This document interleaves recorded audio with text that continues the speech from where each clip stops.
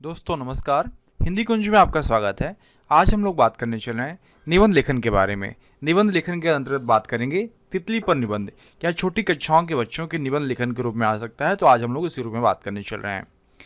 देखिए, यदि आप हिंदी कुंज चैनल में पहली बार आएँ तो यूट्यूब पर हिंदी कुंज चैनल को सब्सक्राइब कर लें, ताकि आपको हिंदी भाषा व साहित्य की नवीनतम जानकारी प्राप्त होती रहे। हम सभी जानते हैं कि तितली पतंग श्रेणी का प्राणी है।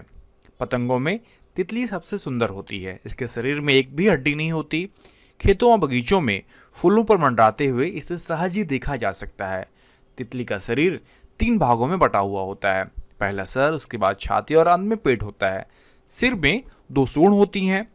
तितली के पंख रंग बिरंगे होते हैं। इनकी सुंदरता इंद्रधनुष को भी मात कर सकती है। इसके पंख छाती से लगे हुए होते हैं। छाती में ही इसकी 6 टांगें भी होती हैं। किसी फूल की टहनी या जमीन पर बैठते समय वह उन्हीं टांगों का सहारा लेती है।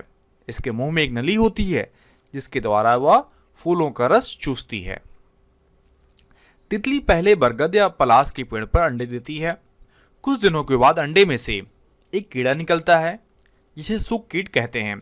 ये कीड़े पेड़ों का रस चूस चूस कर जीते रहते हैं और इसी अवस्था में 3-4 बार अपना चमड़ा बदलते हैं।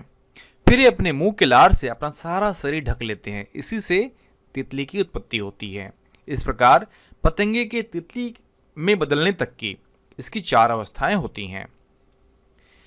अब देखिए, तितली का स्वभाव बहुत अधिक देर तक एक ही स्थान पर रहना पसंद नहीं करती है। यह एक फूल से दूसरे फूल तक उड़ती और फूलों का रस चूसती रहती है। इसे सूरज की किरणों से बहुत प्रेम होता है, इसीलिए यह सूरज की रोशनी में इधर उधर दौड़ उड़ती देखी जाती है। कोई कोई तितली बहुत दिनों तक जीती है, कोई तो पैदा होने के थोड़े दिनों बाद ही मर जाती है। रात्रि की अपेक्षा या दिन में अधिक सक्रिय रहती है। फूलों का रस पान करके ही यह जीवित रहती है और यही इसका प्रधान भोजन भी है। तितली का शरीर पर बैठना शुभ माना जाता है। यह परागण की क्रिया करके पौधों में फल एवं बीजों की उत्पत्ति में सहायक होते हैं। अतः यह आर्थिक दृष्टि से बहुत महत्वपूर्ण होती है। तो इस प्रकार हम इस संक्षिप्त निबंध में, छोटे निबंध में जान पाए कि तितली आर्थिक दृष्टि से महत्वपूर्ण क्यों है, तितली का स्वभाव कैसा है और तितली की उत्पत्ति कैसे होती है। पतंगे की तितली में बदलने तक की इसकी 4 अवस्थाएं होती हैं। आशा करता हूं कि निबंध आपके लिए उपयोगी सिद्ध होगा।